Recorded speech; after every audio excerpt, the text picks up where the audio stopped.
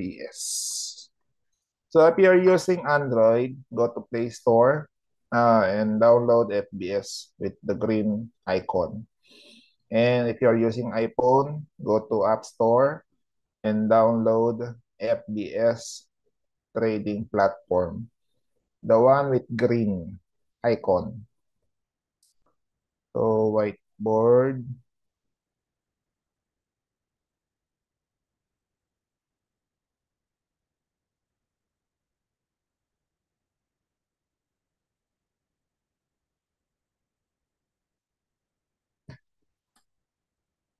Upon downloading the FBS, just continue it with email, not with your Facebook account. Na continue with Google or continue with email.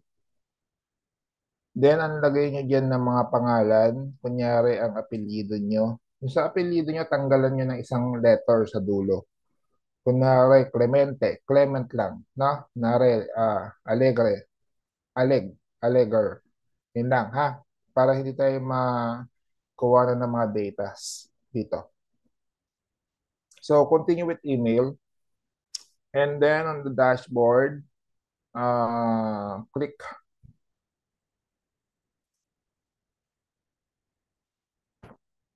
MetaTrader 5. I'm going to open the whiteboard.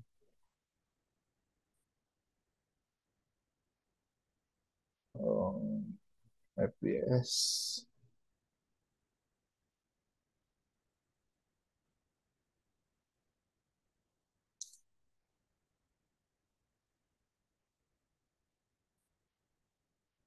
Okay.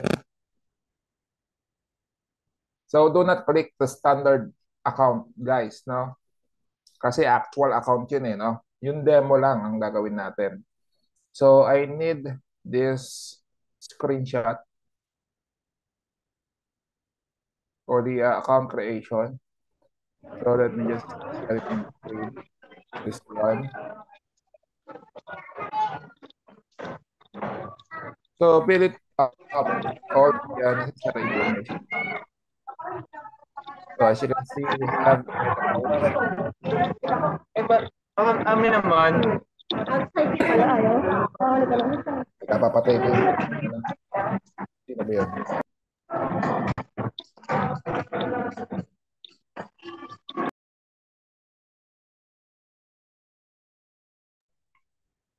Okay. So this one, the MetaTrader. So fill it up with your nickname. So your nickname should be your surname.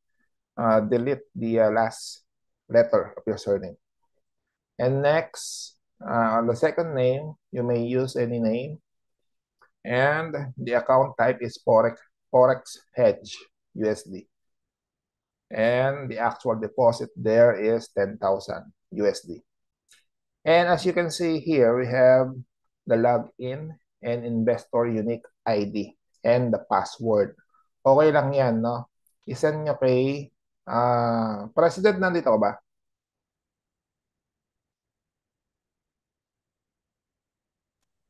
How about Vice President?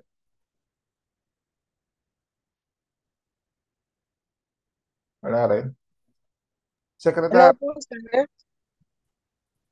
Hello Ayan, po. Press, sasend sa'yo yung compilation ng lahat ng account nila. Apo. Paki-compile na lang, ha? Apo. Then, sige, thanks. So, ito yung meta quotes, as I mentioned earlier, no? MetaTrader 5, yung isa pang ida-download nyo. And then, once you have this one, click done. And on the bottom of this platform, you will see quotes, charts, trade, history, and message. So sa history class, meron tong mga resibo, no? Kailangan sa isang araw, meron kayong isang trade. So huwag kayong matakot, no? Na mag-trade dito. At i-explain ko kung paano mag-trade sa Forex. Now, pwede rin kayong mag-trade sa ibang asset like stocks, bonds, and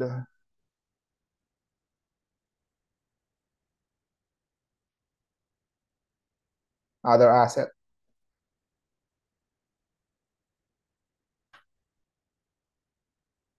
So here,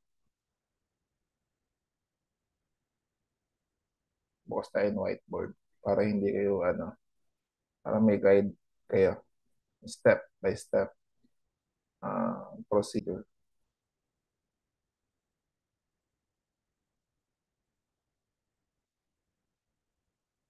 Step, question mark. Okay. So the first thing that you will do is to download FBS. So yung FBS na green icon. FBS with the green icon.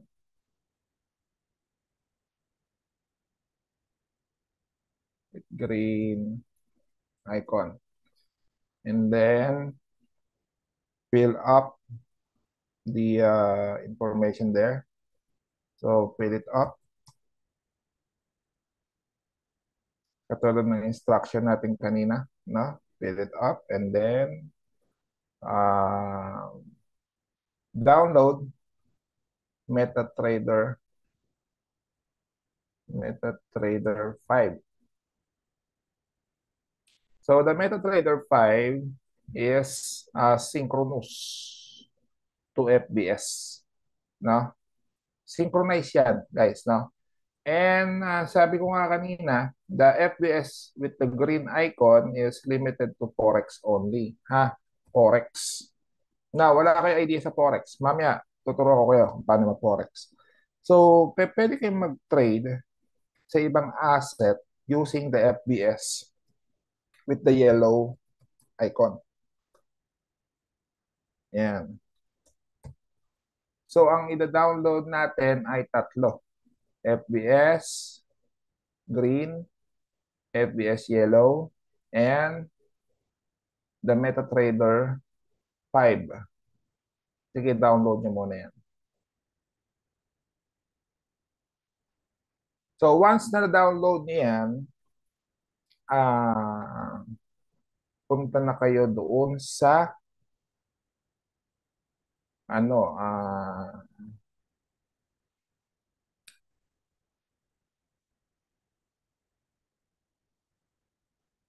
dito. Yan, screenshot nyo to. Yung meta codes. And your phone number should be +63, no? In the Philippines. Yung totoo number nyo, wala naman magte-text sa inyo dyan eh.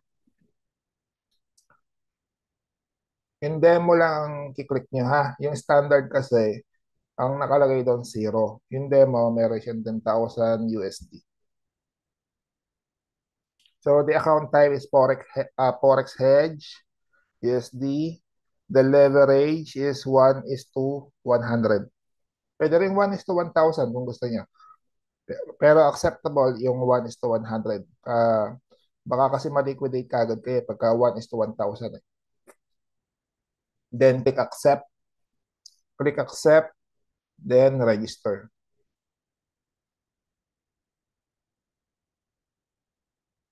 So you may now start the trading there. So pag click yung trade, may makikita kayo dyan mga trading pairs like USD to Euro, Australian dollar into Euro, and so on. No? But before that, let me just discuss the pips. Ano ba yung pips?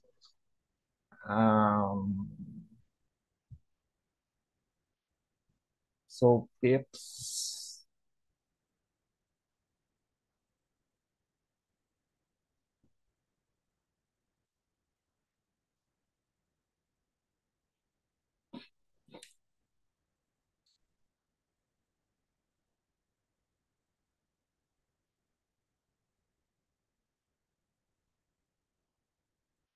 whiteboard.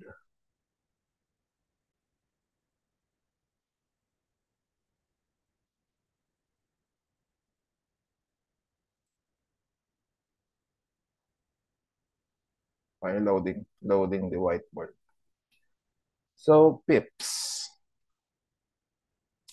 So, Forex. I'm referring to the pips. Pips.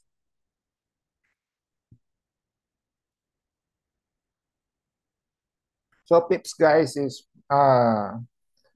defined, or PIP is defined as the percentage in points.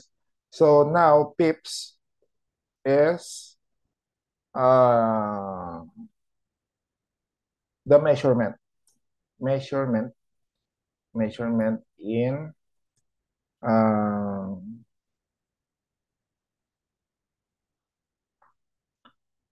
measurement of units in Forex. And pips also is the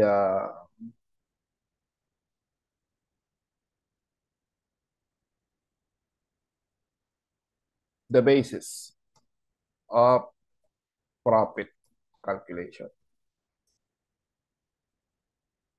Yeah, PIP. Pip. Now, in PIP, suppose we have the euro trading pair to USD, euro to USD, and the value of which is 1.0, for example, 1.07286.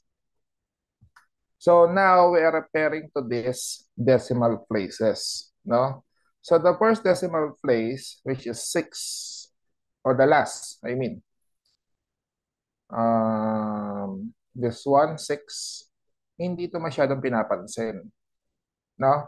Gumalaw man yan pataas or pababa, wala yung effect sa portfolio nyo, sa equity. Ano ba equity? Yun yung 10,000, ha? Gumalaw man yan dulong yan, maging 9 yan, maging 8 or 0, walang masyadong effect. Or as in, wala. Now, this is called the fractional PIP. Okay? Fractional PIP.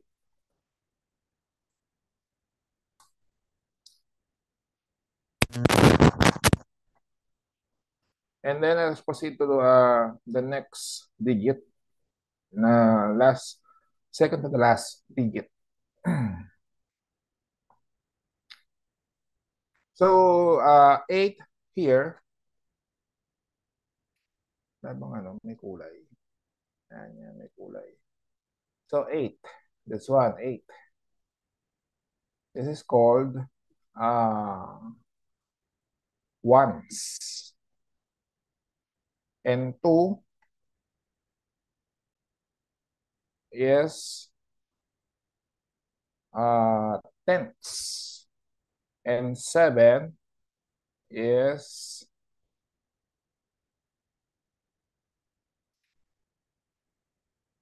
hundreds. This one. This is hundreds. So just for example, we have 1.07 or 1.08286. So naging 1.08286 yung 1.07286 kanina. So ilang pips ang ginalaw dito? So ang ginalaw na pips dito, class, is 100 pips. Okay? So what if itong 1.07286 naman ay naging 1.07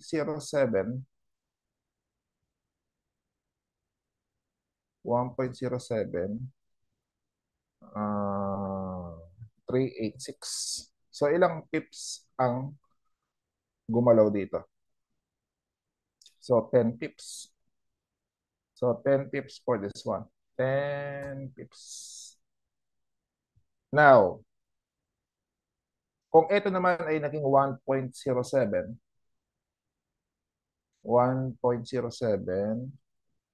29.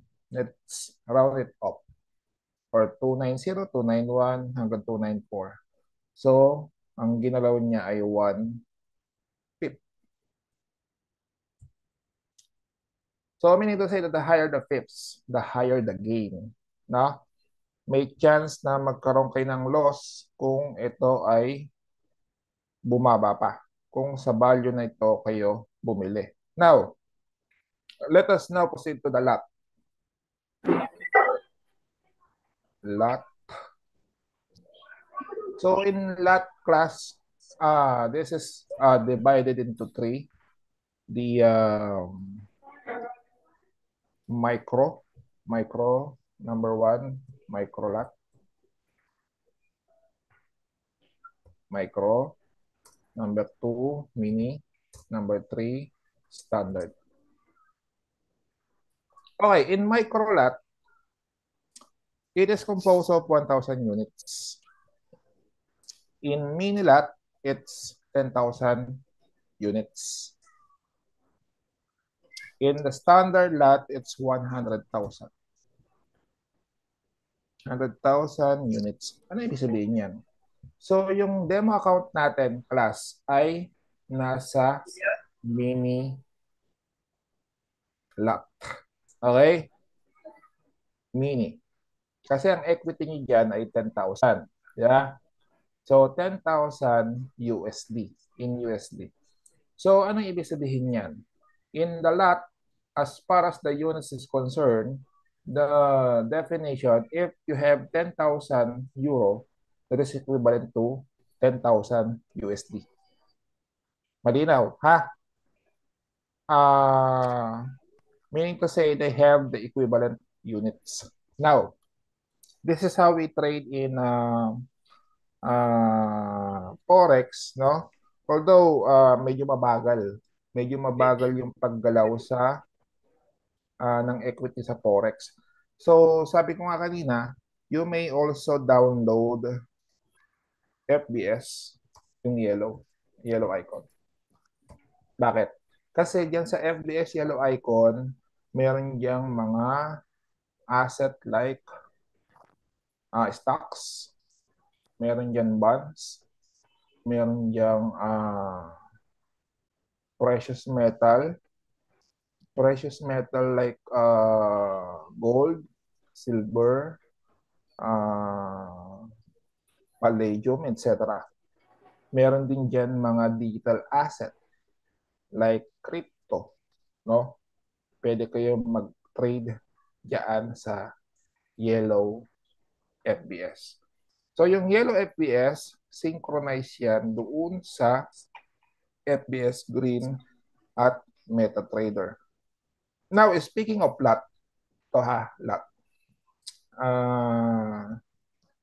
In the trading platform, in TradingView, for example,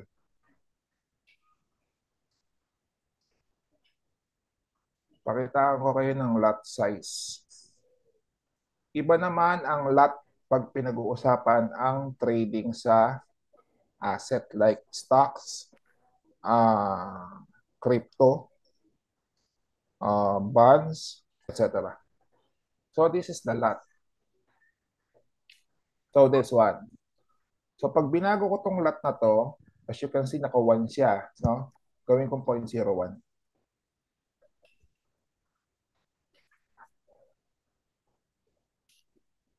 So here, as you can see on the left side of this panel, no, you will notice selling and buying. So what are the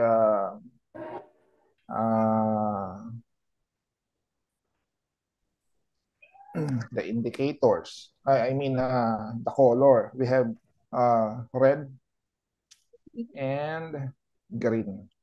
Okay, annotate natin na. Annotate. Yan. So this one, itong red, no? Yung mga yan, ang ibig sabihin niya, mga nagbebenta. Ito naman, ito yung mga bumibili. So anong tawag dito? Ang tawag dito, class, ay open order. Okay? Asan ba yung ano dito? Word. Annotate. So, ang tawag dito, yan, ay open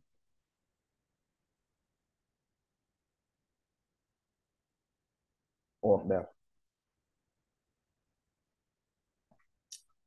Now, dun sa open order, you may cancel this one anytime. Kung nakita nyo ang market ay biglang magpa-plunge, no? So, dito magde-day trading tayo every second, babantayan nyo siya. Pero sa resibo na kailangan ko ay isang trade lang, kahit isang trade lang sa isang araw. Now, paano ba yung mechanics? Burayin natin to. So, ang mechanics natin, class, basta ang equity nyo ay nag 50% na or nag 100% gain, stop na kayo. Automatically, bibigyan ko na kayo ng grade na 1 as final grade. Okay ba? Thumbs up sign nga. Thumbs up sign kung naiintindihan yung mechanics.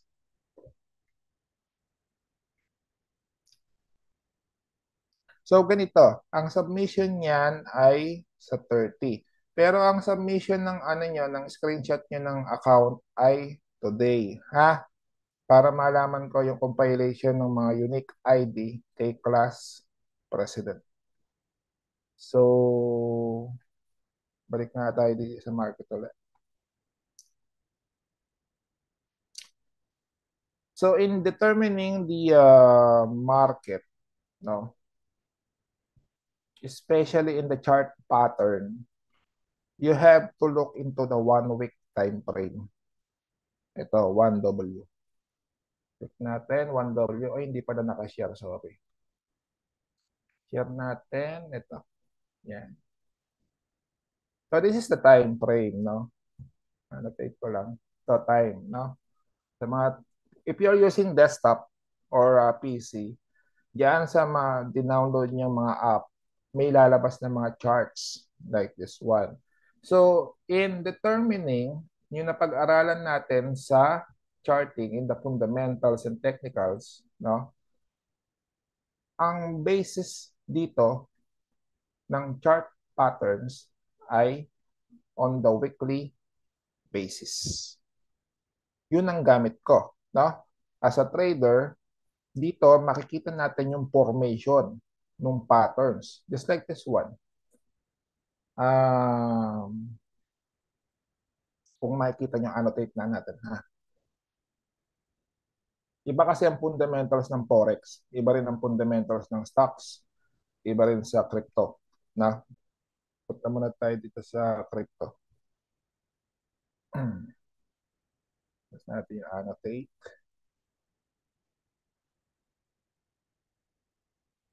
Bas ng annotate. Yan, annotate.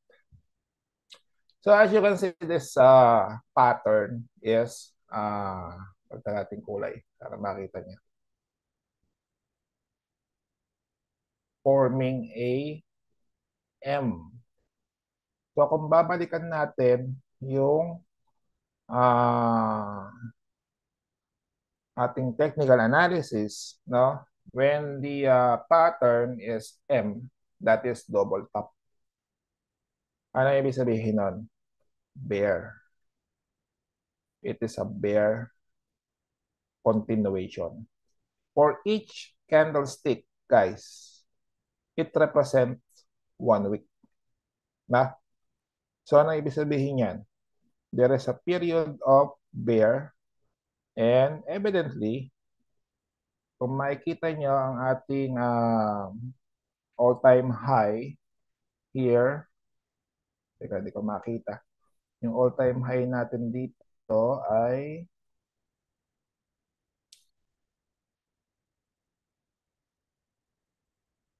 61,160. Okay? That's the all-time high. Pero right now, the value is 39,961.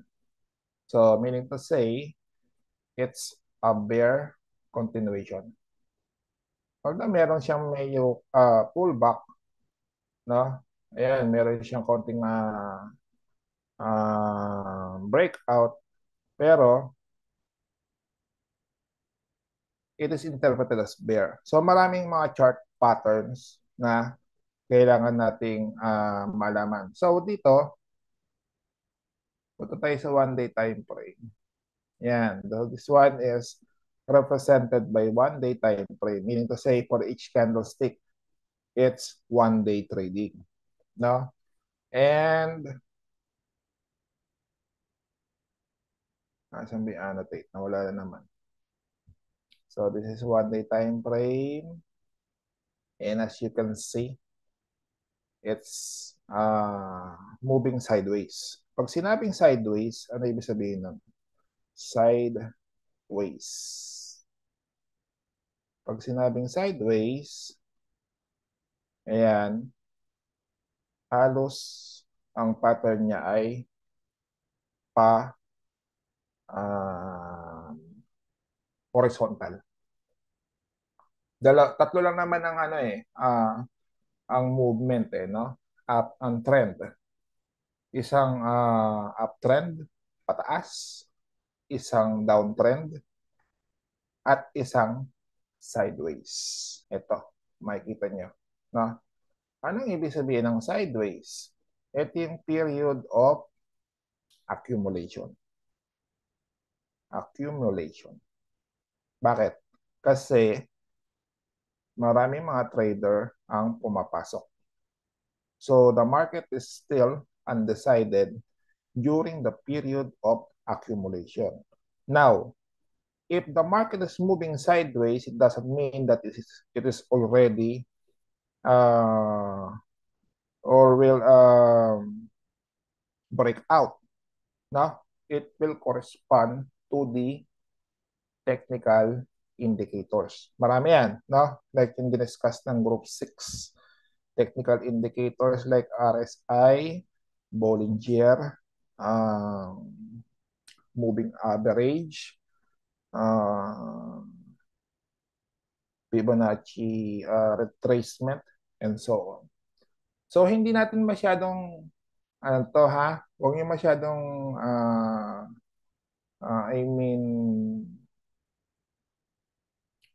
isaulo itong mga bagay na to kasi yung tinuturo ko sa inyo class medyo advanced na, no? Pang 4th year na kasi ito sa capital market. So ang aim lang naman natin dito ay pataasin yung ating equity, which is 10,000 pesos. Okay? So pagka napadaki nyo na yan ng 50% bago mag January 30, automatically, ang grade nyo ay 1.0. Maliwanag ba? Gusto nyo ba babaan pa natin yung criteria? Anyone from the class?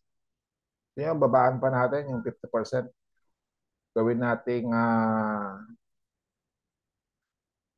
nating ano siguro? 20%. Yan. Okay ba sa inyo? Nare, 10,000, naging 12,000. So, once you reach 12,000, okay na. Stop nyo na yung trade. Uno na yan. So, sige, 20%. Acceptable. Aralin nyo na muna ngayon, maging conservative muna kayo. Paano pag sinabing conservative? Huwag kayo kagad magle-leverage. Baka kasi ma-liquidate kayo. Pagka nag-leverage kayo, meaning to say, saglit lang yun. Pwedeng tumaas yung 10,000 nyo. Means, katulad nga sa kanina, di ba sabi, the leverage is 1:100. No? So yung 10,000 mo, pwede mag-100,000 yan in using the margin. But we have the specific collateral. Now, kung nagkamali ka ng desisyon, yung 10,000 mo, isang bagsakan tinrade mo. No? Nag-leverage ka, 1:100. Possible yun mag-negative ng sobrang laki. Ganun din, negative 100,000, something like that. So, ganito, class, no? Total, hindi pa kayo marunong yan. Aaralin nyo pa yan, no? Meron kayong second chance. Ito, ha? Kunyari na-liquidate kayo. Ano ba yung na-liquidate? As in total loss. Nag-negative equity nyo. So pagka nag-negative yung equity, message nyo agad ako. I will give you another chance and to create another account. Kasi ano naman to eh, 1 week naman yung ano natin eh, palugit natin. Tsaka huwag kayo masyadong nakabahan dito kasi demo lang naman to. And ang akin lang naman aim is to for you to understand how you trade your money. Kasi sa investment naman eh, ang usapan naman talaga dito ay pera-pera. Kailangan may pera ka para ma-invest mo. Kaya nga ang first topic natin sa syllabus ay savings. Di ba? Hindi ka naman makakapag-invest kung wala kang savings in the first place. But you can still invest with the power of leverage. Dahil niya, leverage.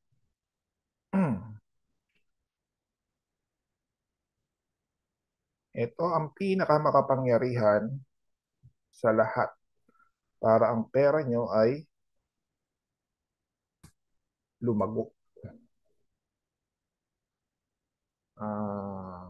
Shift question mark. Shift question mark. Okay.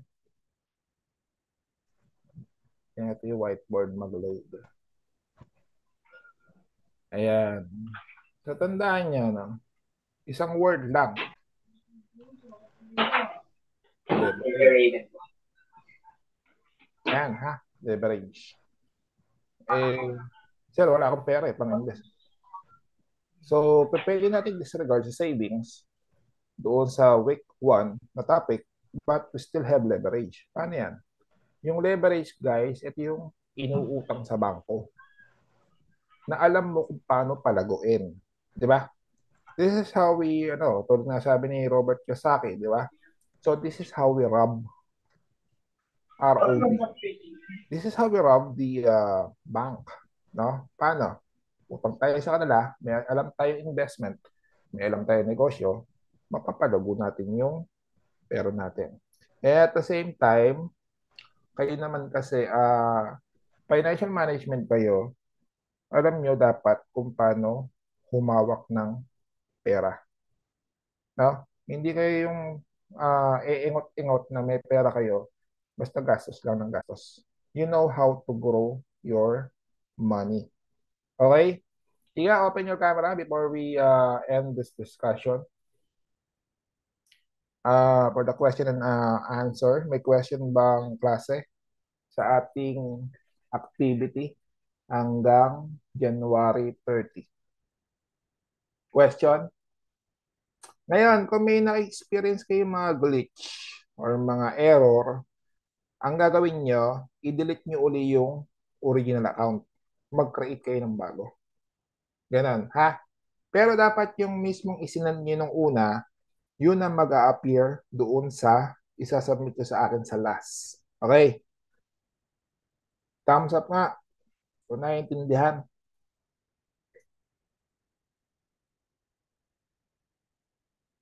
May tanong ba? Question. Sir, Yes. paano daw po kapag yung 2 tries hindi daw po umangat? Twice na nag-try, dinilit na mo na yung app.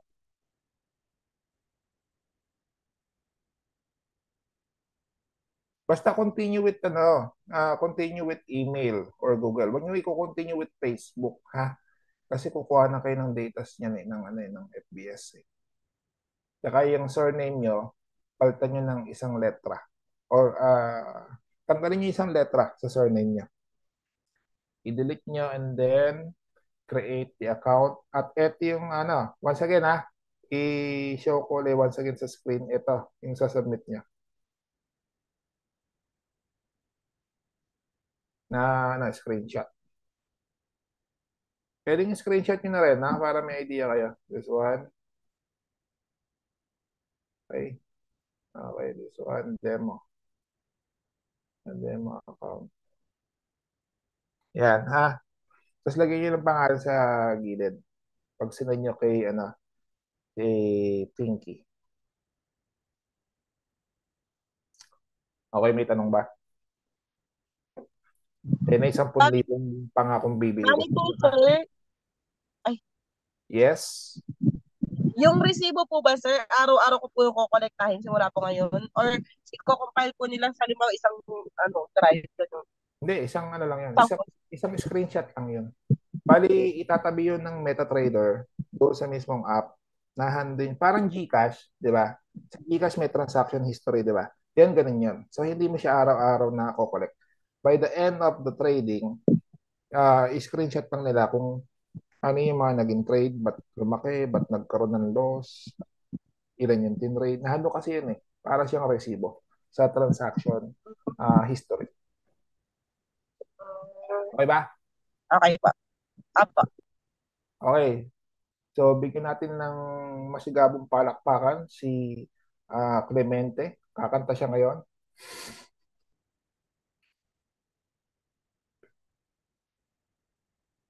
So, today we are about to witness the promising voice of Clemente. So, to acknowledge him, let's give him a round of applause. Okay, tanong. May tanong ba ang klase?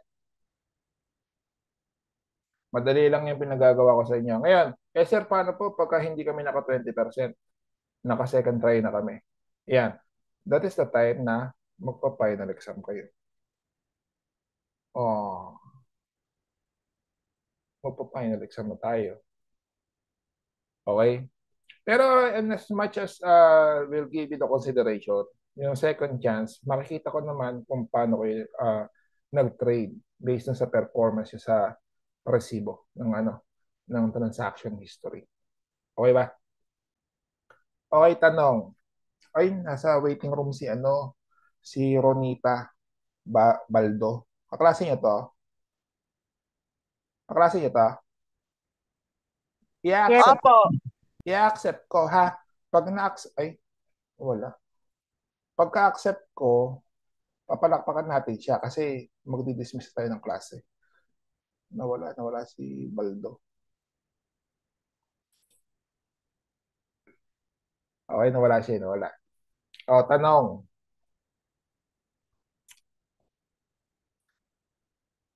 Sige, go ahead, Clemente.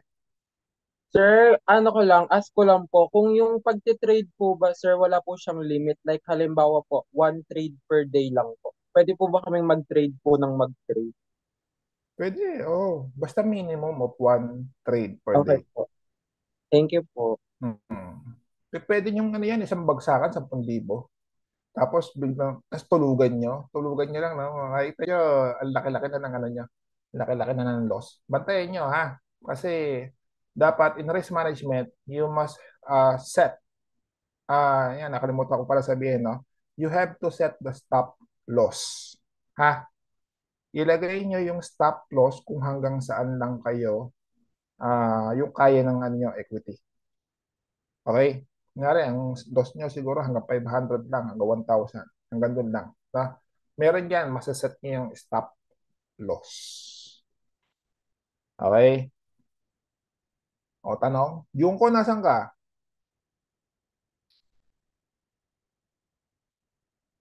Ano ba yan? Punerarya?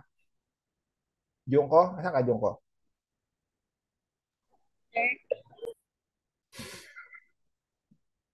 Ba't parang may blood type dun sa likod mo? Yan, may kulay pula. May chart ng blood type ba yan?